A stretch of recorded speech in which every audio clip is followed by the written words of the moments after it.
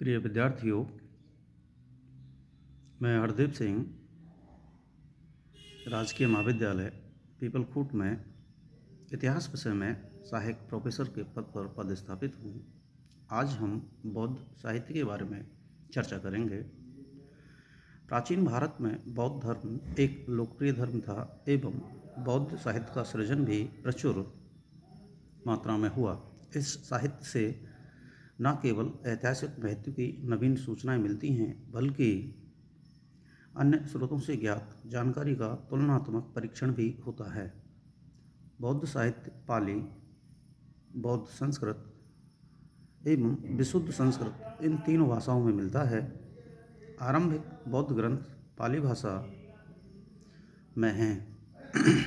त्रिपिटक बुद्ध के महापरिनिर्वाण के पश्चात पाली भाषा में लिखे गए त्रिपिटक बौद्ध साहित्य का प्राचीनतम एवं सर्वाधिक परिपूर्ण हिस्सा है।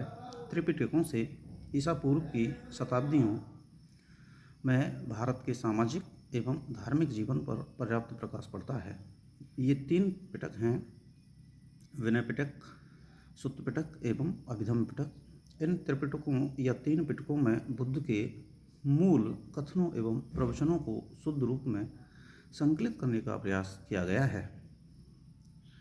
विनय पिटक में बौद्ध संघ के नियमों का विवरण है एवं बौद्ध भिक्षुणियों की जीवन चर्या से संबंधित निर्देश हैं। बौद्ध परंपरा के अनुसार विनय बुद्ध की शिक्षाओं का प्राण है।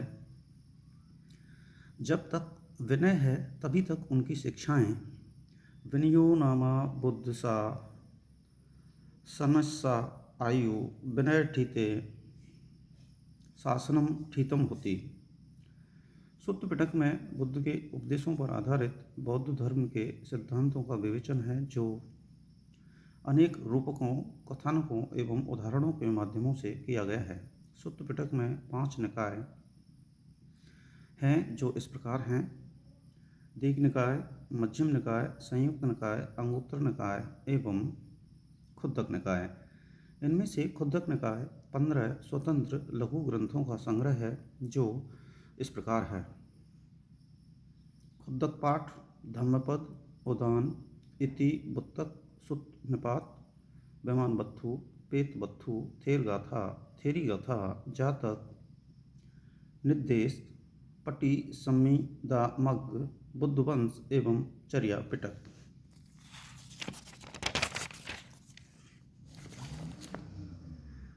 अभिधम्म पिटक में बुद्ध की शिक्षाओं में अंतर्निहित दार्शनिक अवधारणाओं का तार्किक ढंग से विवेचन किया गया है। अभि का अर्थ है उच्चतर, अतः अभिधम्म पिटक में एक प्रकार से बौद्ध धर्म का उच्चतर विश्लेषण है। अभिधम्म पिटक के अंतर्गत 7 संग्रह सत्य प्रकरण आते हैं: धम्म संगणी, विभंग, कथावत्थु, पुग्गल, पन्नति, धातु कथा, यमक एवं पट्ठान। इनमें से कथावत्थु विशेष महत्वपूर्ण है। इससे बौद्ध धर्म के इतिहास को समझने में मदद मिलती है। जातक ग्रंथ।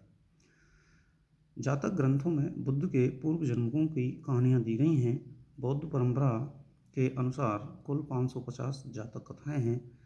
इन जातक कथाओं से बुद्ध के काल एवं बुद्ध से पूर्व के काल की आर्थिक एवं धार्मिक स्थितियों तथा सामाजिक रीति रिवाजों पर पर्याप्त रोशनी पड़ती है। साहित्य के इतिहास की दृष्टि से भी जातक कथाएं मूल्यवान हैं। साथ ही इन्होंने भारतीय कला को भी प्रभावित किया है। भरहुत एवं सांची के स्तूपों की बेष्टनियों में तथा अजंता के चित्रों में जातक कथाओं का अंकन मिलता है। मिलिंद पन्हो। त्रिपिटकों के बाद पाली साहित्य में लिखे गए अन्य बौद्ध ग्रंथों में मिलिंद पन्हो सबसे प्राचीन है एवं एक सुप्रसिद्ध ग्रंथ है। मिलिंद पन्हो में हिंद यूनानी राजा मिलिंद यानी मिलिंडर एवं बौद्ध भिक्षु नागसेन के मध्य बौद्ध धर्म के सिद्धांतों एवं विवादास्पद प्रश्नों पर हुए दार्शनिक वार्तालाप का विवरण है। बौद्ध साहित्य एवं दर्शन के इतिहास को जानने की दृष्टि से मिलिंद पन्हो एक अत्यंत महत्वपूर्ण ग्रंथ है। प्रसंगवश तत्कालीन सामाजिक धार्मिक परिस्थितियों के उल्लेख भी इस ग्रंथ में मिलते हैं। महावंश एवं दीपवंश ये दोनों श्रीलंका के पाली महाकाव्य हैं। इनमें गौतम बुद्ध की जीवनी, श्रीलंका एवं भारत के प्राचीन राजवंशों की वंशावलियाँ, प्रथम 3 बौद्ध संगतियों का वर्णन, महेंद्र तथा संघमित्रा द्वारा लंका में बौद्ध धर्म का प्रचार आदि का विवरण मिलता है। मौर्य काल के इतिहास से संबंधित अनेक उल्लेख इन ग्रंथों में मिलते हैं। दीपवंश की रचना संभवतः 4वीं शताब्दी ईस्वी में हुई थी। इसके लेखक का नाम ज्ञात नहीं है। महावंश की रचना अनुमानतः 5वीं शताब्दी ईस्वी में महानाम द्वारा की गई। महावंश की विषय वस्तु का विस्तार महावंश टीका में मिलता है, जिसकी रचना 8वीं-9वीं शताब्दी में हुई थी। संस्कृत बौद्ध साहित्य। परवर्ती काल में संस्कृत में अनेक महत्वपूर्ण बौद्ध ग्रंथों की रचना की गई, जिनसे उपयोगी ऐतिहासिक सूचनाएं मिलती हैं। ऐसे ग्रंथों में उल्लेखनीय हैं महावस्तु, ललित विस्तार, दिव्य अवदान, बुद्ध चरित्र, सौंदरानंद एवं आर्य मंजूश्री मूलकल्प। महावस्तु हीनयान संप्रदाय से संबंधित एक महत्वपूर्ण ग्रंथ है। यह वस्तुतः बौद्ध अनुश्रुतियों एवं सिद्धांतों का विश्वकोश है। इसमें कुछ कुछ प्राणों की शैली की झलक मिलती है। इस ग्रंथ का मूल अंश लगभग प्रथम या द्वितीय शताब्दी ईसा पूर्व में लिखा गया प्रतीत होता है। ललित विस्तार में महात्मा बुद्ध के लीलामयी दैविक स्वरूप का वर्णन है एवं प्रसंगवश तत्कालीन सामाजिक धार्मिक जीवन के संकेत हैं। अवदान साहित्य में दिव्य अवदान एक महत्वपूर्ण रचना है। इससे मौर्य काल के बारे में उपयोगी सूचनाएं मिलती हैं, विशेषतः अशोक के उत्तराधिकारियों के बारे में। सम्राट कनिष्क के समकालीन बौद्ध विद्वान अश्वघोष की रचनाओं बुद्ध चरित्र एवं सौंदरानंद में बुद्ध का जीवन व्रत एवं उनकी शिक्षाओं का विवरण मिलता है। प्रसंगवश इनमें ऐतिहासिक संदर्भ भी हैं। आर्य मंजूश्री मूलकल्प में बौद्ध धर्म का 8वीं शताब्दी ईस्वी तक का इतिहास मिलता है एवं प्रसंगवश प्राचीन राजवंशों का भी उल्लेख मिलता है।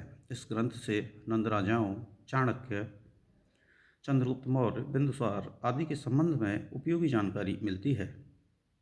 उपयुक्त ग्रंथों के अतिरिक्त संस्कृत में अनेक अन्य ग्रंथ लिखे गए, जिनकी बौद्ध धर्म एवं दर्शन के इतिहास में अपनी उपयोगिता है। ऐसे कुछ ग्रंथ हैं: जातकमाला, अवदान कल्पलता, अष्ट साहस स्तृक, प्रज्ञापारमिता, लंका अवतार, माध्यमिक शास्त्र, न्याय प्रवेश, न्याय बिंदु, शिक्षा समुच्चय, तत्व संग्रह आदि। तो प्रिय विद्यार्थियों, ये था बौद्ध साहित्य। उम्मीद है आपको बौद्ध साहित्य के बारे में जो भी जानकारी दी गई है आपको पसंद आई होगी। धन्यवाद।